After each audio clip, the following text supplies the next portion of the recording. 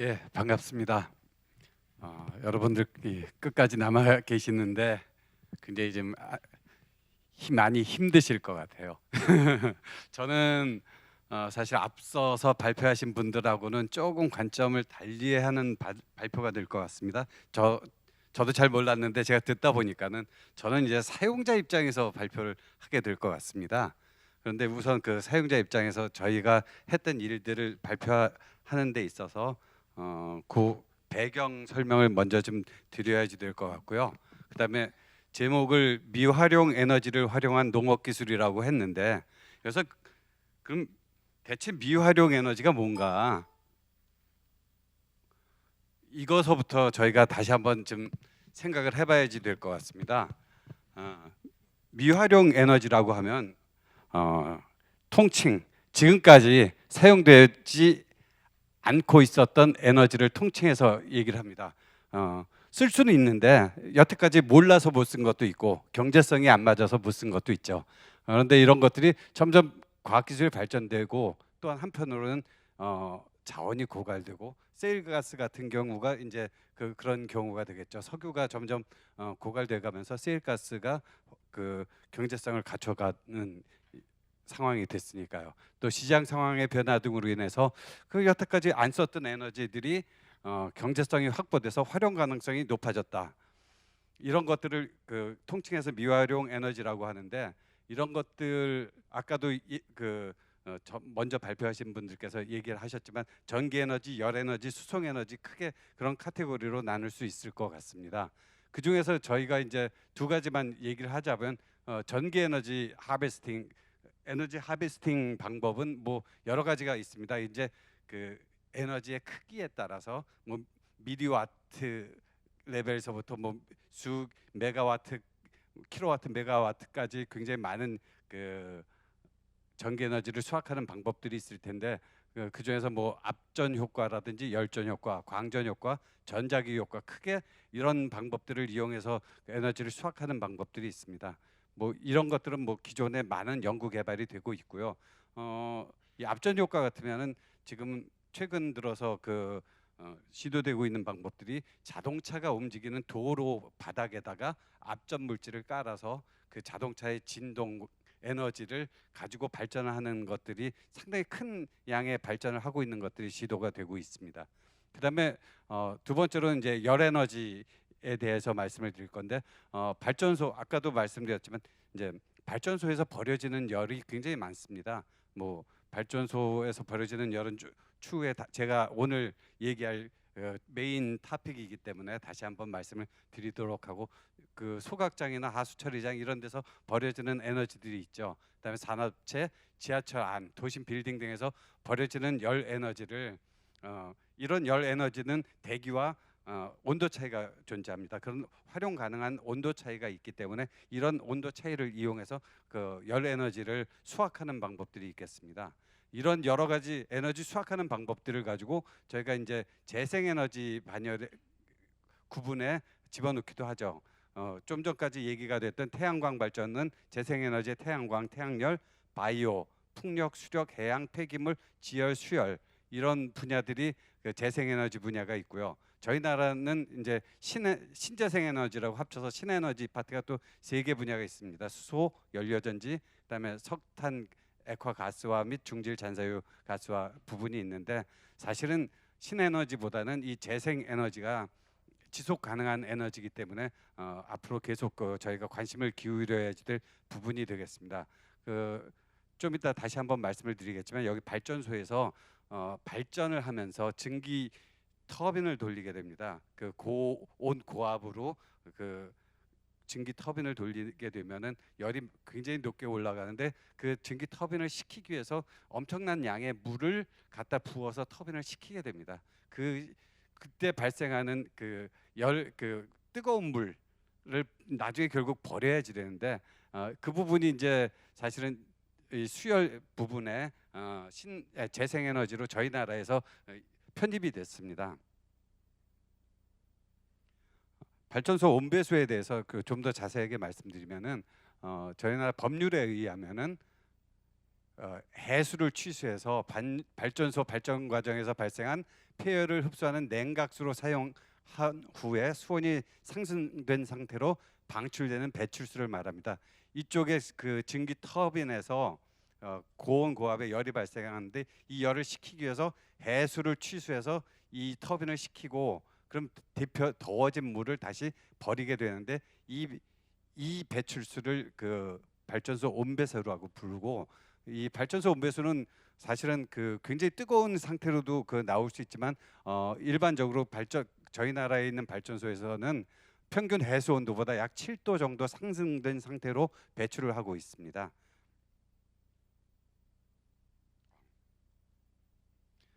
저희 나라 주요 발전 시설 및 발전 용량을 보시면 발전소라는 게 좀 전에 설명드렸다시피 그 냉각을 하기 위해서 많은 양의 물이 필요합니다. 그래서 발전소들이 주로 해안가를 중심으로 자리를 잡고 있고요. 여기에서 이게 발전량이 되는데 발전량 큰 것들이 주로 서해안 부분, 그다음에 동해안 남해안 쪽에 있습니다. 이쪽 동해안 이쪽 부분은 주로 원전이 되겠고 여기도 원전이고 주로 이제 요쪽이 발전소, 저희 나라 5대 발전사들이 위치하고 있는 부분이 요쪽하고 요쪽 지역이 되겠습니다. 이런 발전소에서 그 온배수를 쓰고 배출하는 물량이 대략 그 각 발전소별로 다 그 합쳐 보면 550억 톤 정도가 됩니다. 연간 550억 톤이면은 이걸 아까도 그 여의도 면적하고 그 이해하기 쉽게 비유를 해주셨는데 저희 나라 전 국토에 내리는 연간 강수량의 한 40%가 됩니다. 이 550억 톤이라는 게. 그러니까 1년 내내 오는 비의 40% 정도가 그냥 바다로 버려지는 거죠. 그 열을 갖고. 그러면 이게 갖고 있는 열을 저희가 돈으로도 환산을 해보고 그거를 다 에너지로 썼을 때 CO2를 얼마나 절감할 수 있을지도 환산을 해봤습니다. 이게 뭐 1억 톤 이상의 CO2를 절감할 수 있습니다. 이걸 100% 쓴다면은. 근데 그건 불가능하겠죠. 그래서 실제로 이 550억 톤 정도에서 실제로 재활용되는 물의 양은 결국 0.25억 톤, 뭐 좀 많아야 0.3억 톤, 퍼센트로 하면 0.1% 미만이 됩니다. 그러면 아깝죠. 굉장히 많은 에너지가 바다로 버려지고 있습니다. 그래서 이것들을 어떻게 하면 잘 활용할 수 있을까? 이거 활용하는 방법을 찾아보자 하는 생각들을 하게 됐습니다. 여기서 이제 약간 맥을 끊어서 저희 나라 이게 좀 그 데이터는 2013년 데이터입니다. 좀 한 5년 정도 전 데이터인데 우리나라 그 국내 시설 농업 현황을 보면은 2010년에 약 5만 3천 헥타르 정도 됩니다. 이게 재배 면적 대비로는 세계 2위라고 합니다. 그리고 이 시설 재배에서 생산되는 총 생산액이 약 5조 정도 되고 총 원예작물 중에서 시설 원예를 통해서 생산되는 비중이 44%라고 합니다. 이게 쭉 그 90년대, 2000년대 초반까지 굉장히 가파른 속도로 증가를 했었습니다. 그 이런 시설 재배 면적이 이게 이 이후에 약간 그 정체가 되듯이 보이지만 어쨌든 현재 이 상당히 큰 면적이 시설 재배를 하고 있습니다. 그런데 이걸 보여드리는 이유는 이런 시설 재배 저희 나라는 특색이 겨울에 춥습니다. 그래서 이런 시설 재배 하우스에 그런 버려지는 열을 공급하면 어떨까 하는 그 생각을 갖고 이번 그 이따 발표드릴 여러 가지 일들을 저희가 추진을 했습니다. 그 다음에 또 하나 그 국내에서 열대 과일은 거의 생산이 안 되고 있습니다. 온대 과일, 열대 과일이 생산이 안 되고 있는데 죄송합니다.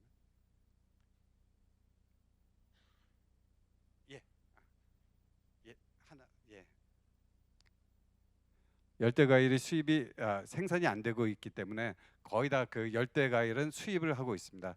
그 수입량을 보면은 바나나, 파인애플, 망고 이런 것들이 굉장히 그 빠른 속도로 수입량이 증가하고 있습니다. 2000년도에 대략 그 31만 톤 이상 그 수입되던 게 2016 2016년에는 74만 톤 이상 수입이 되고 있습니다. 수입 그 증가 속도가 굉장히 빠르죠. 평균 연평균 5.6% 정도 속도로 상승을 하고 있습니다. 그 중에서도 이제 제가 여기 하이라이트를 시켜놓은 게 망고가 되겠습니다. 망고 같은 경우는 그 증가 속도가 다른 거에 비해서 훨씬 더 빠르고, 그다음에 여기 가로 안에 있는 것들이 이 과일의 그 단가가 되겠습니다. 단가를 보면은 다른 거에 비해서 체리하고 망고가 그 킬로그램당 단가가 제일 비쌉니다. 고가입니다. 이런 작물들이 굉장히 수입 속도가 빨리 증가하고 있다는 건 그만큼 이런 고가 작물들을, 열대 작물들을 국내에서 많이 찾고 있다는 얘기가 되겠죠. 그래서 이런 열을 이용해서 이런 열대 작물들을 키우면은 훨씬 더 저가로 공급할 수 있지 않을까 하는 게 저희 생각의 시작점이었습니다. 그래서 좀 전에 설명드렸듯이 이제 버려지는 552억 톤을 전부 다 쓰면은 약 39조, 대략 40조 정도 에너지 비용이 절감이 됩니다. 그런데 이건 뭐 불가능한 얘기고, 지금 이거에 뭐 0.1% 미만을 쓰고 있기 때문에요. 그런데 어쨌든 저희가 상상을 해보는 거죠. 이 열을 가지고 우리나라 시설에서 망고를 재배한다면 약 23만 헥타르의 하우스에 공급을 할 수 있습니다. 아까 15만 헥타르가 여의도 면적의 200배라고 그러셨죠.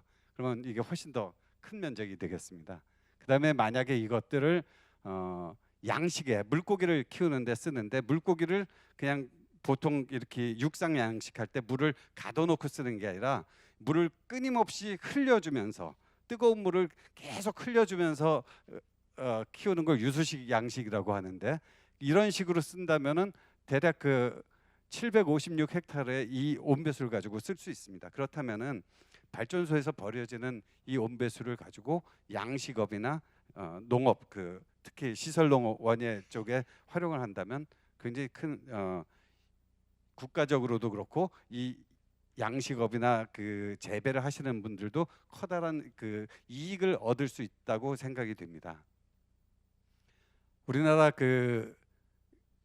이 일을 하기 위해서는 그러면 그 소비자의 그 욕구 외에도 정부 측에서도 아니면 발전사 입장에서도 뭔가 그 동기가 필요합니다. 그런데 그 2012년에 우리나라 신재생 에너지 공급 의무화 제도가 도입이 됐습니다. 그다음에 아까도 말씀드렸지만 발전소 온배수가 2015년에 재생에너지 파트의 수열 에너지로 지정이 됐습니다. 이것은 어떤 의미냐면은 발전소들이 이 RPS 신재생 에너지 공급 의무화는 발전소들이 일정 규모 이상의 발전소들이 총 발전량에서 일정량 이상을 신재생 에너지로 무조건 공급을 해야지만 되게 의무화를 시켜놨습니다. 그렇다면은 이 온배수가 수열 에너지로 신재생 에너지로 인정을 받았기 때문에 이 온배수를 쓴다면은 그 신재생 에너지 공급 인증서를 받을 수가 있습니다. 발전사 입장에선. 그렇기 때문에 그 발전사 입장에선 신재생 에너지를 공급을 못하면은 벌금을 내야지 되는데 이것을 받으면 그만큼 벌금이 줄겠죠. 정부에 납부해야지 될 비용이 줄기 때문에 발전사한테는 그만큼 이익이 될 것 같습니다. 그래서 그 발전사 입장에서 이익이 되고 사용자 입장에서 이익이 되는 이런 그 온배수를 활용하는 사업을 굉장히 대규모적으로 좀 했으면 좋겠는데 그게 쉽게 안 되고 있습니다. 쉽게 안 되는 이유가 사실은 발전소에서 온배수가 나오는 온배수 배출구는 그 발전소 안에 위치하고 있습니다. 그것을 사용하려면 그 온배수물을 끌어서 외부까지 가져와야지 되죠.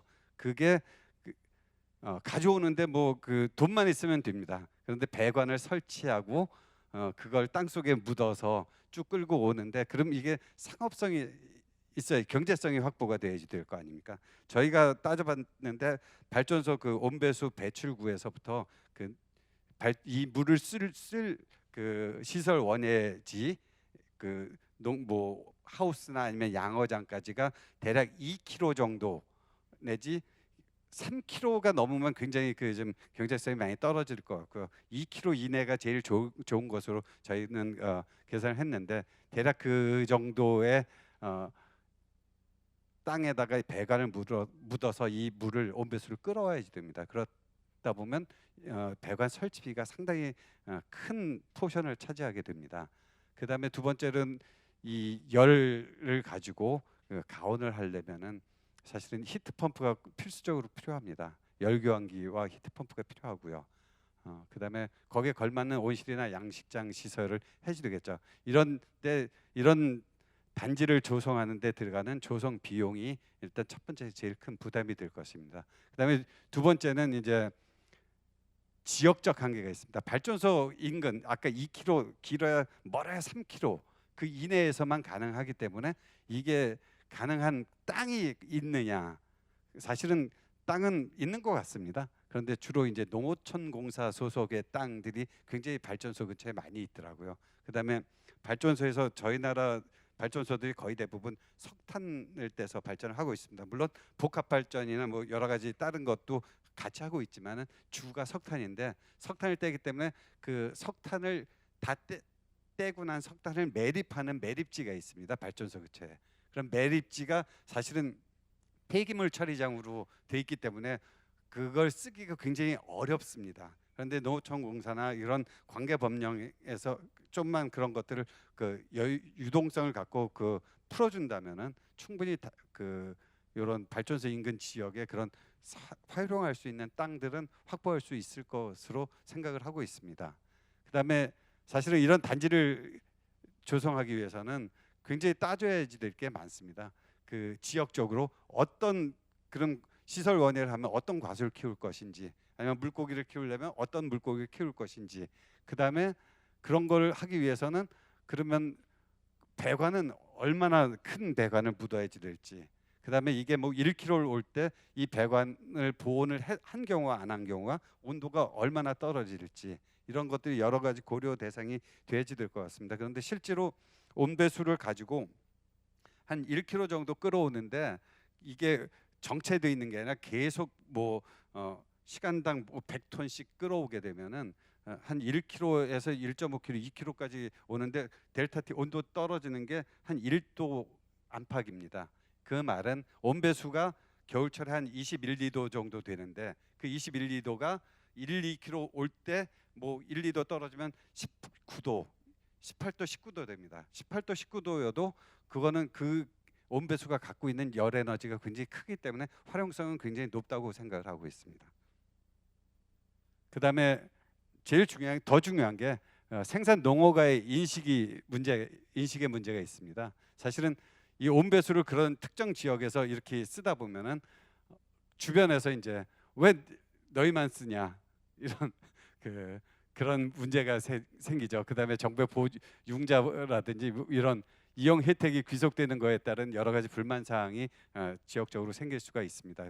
또 하나는 이제 이런 온배수를 그 지중으로 끌어올 때 이 관이 며칠 전에 그 고향에서 그 지역 난방공사 그 열 공급관이 터져가지고 그 사람이 사망하는 사고까지 났었는데, 이게 지하에 이거는 그렇게 뭐 뜨거운 물은 아니지만 바닷물이기 때문에 이게 땅에서 관이 파손됐을 경우 토양 오염이라든지 뭐 여러 가지 생산 차질도 생길 것이고요. 이런 문제들을 그럼 어떻게 대비할 것이냐, 이런 부분들도 굉장히 크게 고민을 해야 될 부분입니다. 그다음에 또 하나가 그럼 발전소에서는 온배수를 끊임없이 공급해 줄 수 있을까?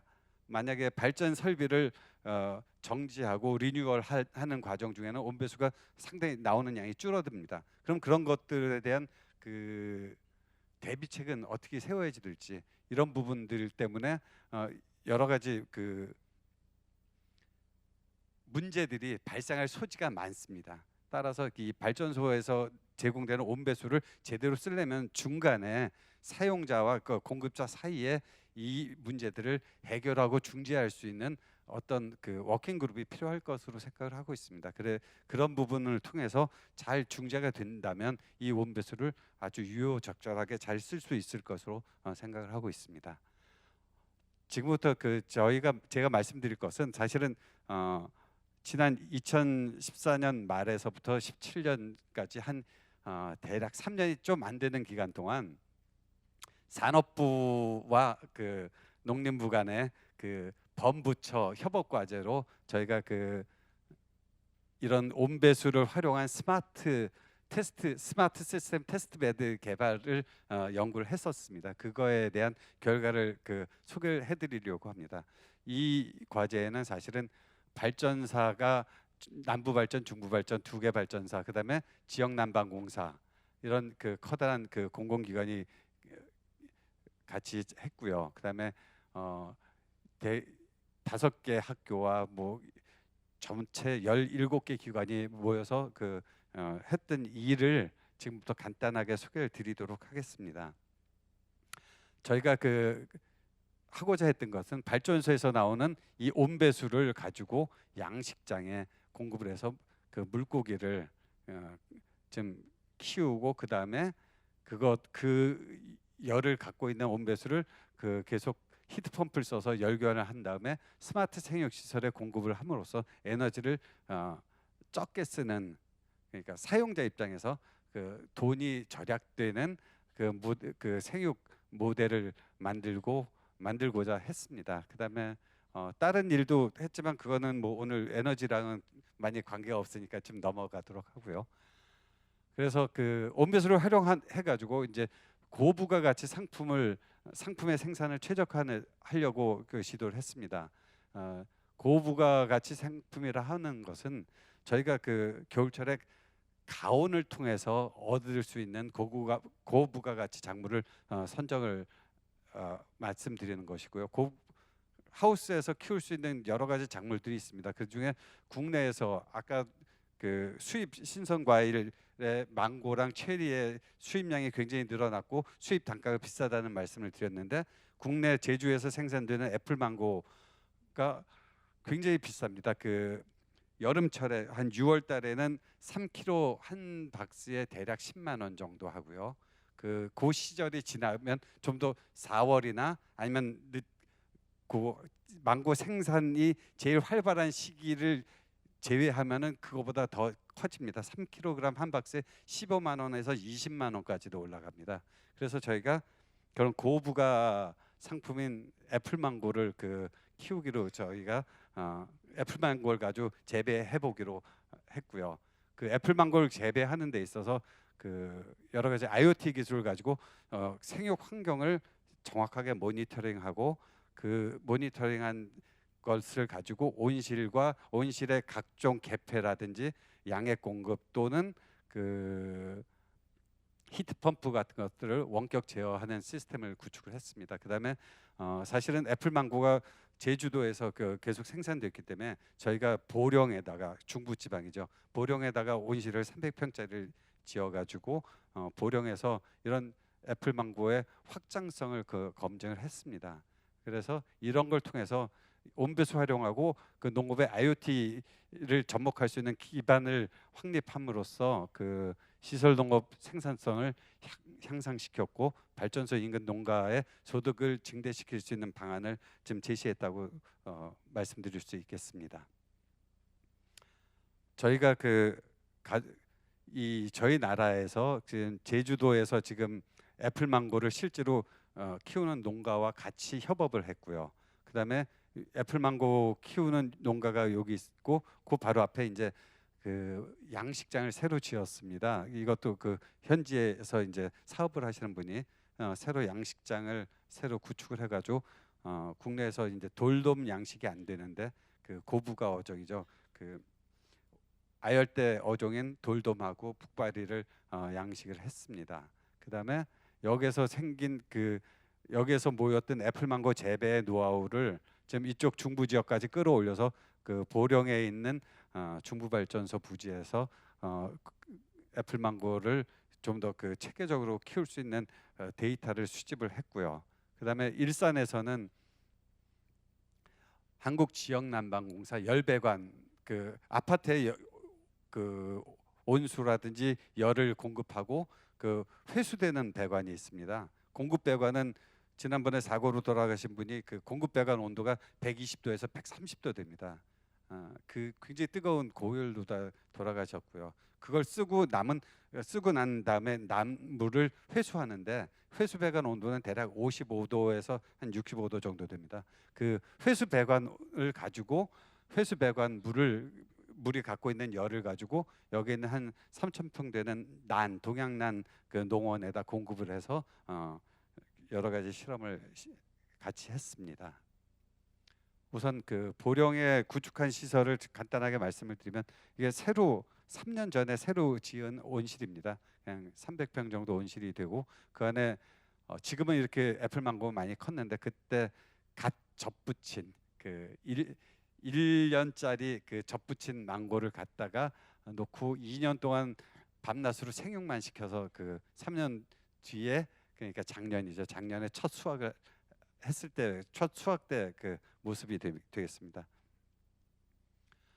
이 안에는 사실은 그 여러 가지 센서 시스템들을 저희가 쭉 깔아놨고요. 저희가 그 자체 개발한 이제 센서가 온도 이런 복합 센서 모듈 안에 온도, 습도, 대기압, CO2 그 다음에 온도, 토양, 습도, EC 등등을 잴 수 있는 그 센서들을 다 집어넣고 이런 센서를 개발했습니다. 이런 센서를 개발한 이유는 현재 국내에서 사용되는 그 센서 시스템들이 거의 네덜란드나 그 외국산이 많습니다. 그다음에 그 센서들은 굉장히 고가이고 한번 고장이 나면 수리할 때까지 몇 달이 걸립니다. 저희는 이 센서를 양산은 아니고 연구소에서 개발을 했는데 저가로다 10만 원 언저리에서 공급할 수 있는 그 복합 센서를 그 개발했고 실제로 필드에서 3년 동안 테스트를 해가지고 그런 것 성능들을 검증을 했습니다. 그리고 자체적으로 저희 연구원의 여러 가지 그 하드웨어, 소프트웨어 하시는 분들하고 같이 협업을 해가지고 원격으로 모든 것들을 제어할 수 있는 시스템을 구축을 해놨습니다. 이 원격으로 모든 것들을 구축하는 것들은 온실에 보면은 모터들이 굉장히 많습니다. 이 모터라든지 아니면은 그 개별적으로 움직이는 물건들이 많은데 그런 것들을 다 통합 관리하는 시스템을 구축해서 실제로 원격으로 제어를 하고 있고 보령 같은 경우 상주하는 사람이 없습니다. 제가 일주일에 한 번 정도 가서 그 관리를 하고 있고 그 정도로 무인 관리가 잘 되고 있고 이런 과수 경우에는 무인 관리를 통해서도 별 이상 없이 키울 수 있다는 것을 보여드리고 싶었습니다. 그다음에 이것은 그 온실에 대한 에너지 분석을 한 것이고요. 실제로 그 에너지 면에서 히트펌프를 써서 그 저희가 그 히트펌프를 썼을 때 그 온배수와 히트펌프를 썼을 때 등유 대비 에너지 비용이 대략 68% 정도 절감되는 것들을 확인할 수 있었습니다. 이것들은 그 작년에 애플망고들이 쭉 생육되는 과정들을 보여드리는 것이고요. 요게 그 타임랩스 카메라인데 요거 한 번만 클릭 한번 해주시겠습니까? 타임랩스로. 네. 애플망고가 이제 처음에 꽃이 펴서 열매가 맺어가지고 꽃이 떨어지고 이제 열매가 맺히는 과정을 타임랩스로 대략 보여드리는 것입니다. 왜 이걸 보여드리냐면 또 계속 얘기만 들으면 심심하실 테니까 애플망고가 이렇게 열리고 있습니다. 꽃은 굉장히 많이 피고 처음에 많은 열매들이 맺히지만은 그 많은 것들을 적과해서 이제 상당히 큰 상품성 있는 과일을 만들기 위해서 많이 떨어내고 적과해서 이렇게 큰 일정 크기 이상의 애플망고를 만들어내고 있습니다. 그래서 수확을 해보면은 실제로 그 수입 망고에 비해서 향과 당도가 훨씬 더 뛰어난 것들을 확인할 수 있었습니다. 여기는 두 번째 사례는 제주도에 실제로 애플망고를 키우는 농장입니다. 이쪽 농장에서는 이제 여러 가지 다른 실험들을 했었고요. 저희가 발전소 온배수를 쓰는 가장 큰 장점이 무엇이냐면은 에너지 비용이 적게 들기 때문에 에너지를 마음대로 쓸 수가 있습니다. 그렇다면은 생산 시기를 조절할 수가 있습니다.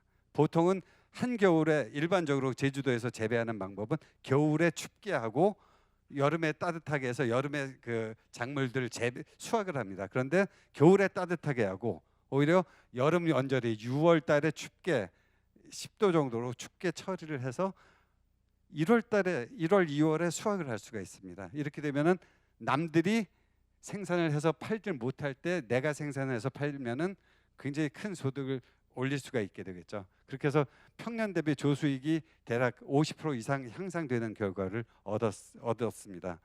그리고 이런 실험들을 통해서 그런 촉성 재배의 조건들을 저희가 다시 다 잡았고요. 그래서 그 촉성 재배에 대한 환경 조절 매뉴얼도 이렇게 제작을 했습니다. 요거 한 가지 사례만 더 말씀을 드리고 끝을 내야지 될 것 같네요. 제가 시간을 많이 쓴 것 같은데 이것은 이제 양식장이 되겠습니다. 이 양식장 수조가 대략 가로 세로가 10m 정도 되는 수조에 물을 순환을 시킵니다. 순환을 시킨다는 건 시간당 약 150톤 규모로 물을 공급하고 공급된 만큼 또 빠져나오겠죠. 그 물은 버려지는데 그 일반적으로 발전소 온배수를 쓰지 않으면 이 정도 열을 갖는 그 물을 이렇게 공급해 줄 수가 없습니다. 이 바닷물을 데우는 값만 해도 수십억 원이 들기 때문에. 그런데 발전소 온배수를 쓰면 이것이 가능해집니다.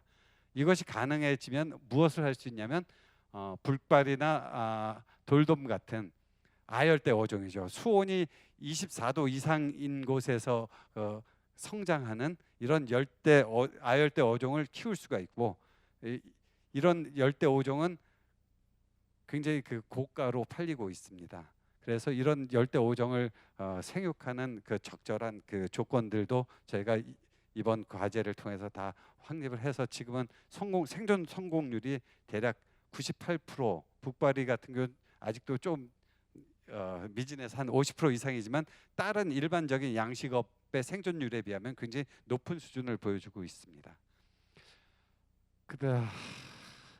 그러죠. 예, 이거는 뭐 이 이유는 거의 똑같은 얘기입니다. 일산에서 동양란을 키우는데 이건 아까 말씀드렸다시피 지역 난방공사의 배관열을 이용한 것이고 이 이후에 나오는 경제성 분석은 한국농어촌공사에서 경제성 분석을 한 자료입니다. 저희랑 같이 일을 했던 자료인데 경제성 분석은 제가 따로 설명 안 드리고 거기 자료집에 있는 자료를 보시면 대략 아실 수 있을 것입니다.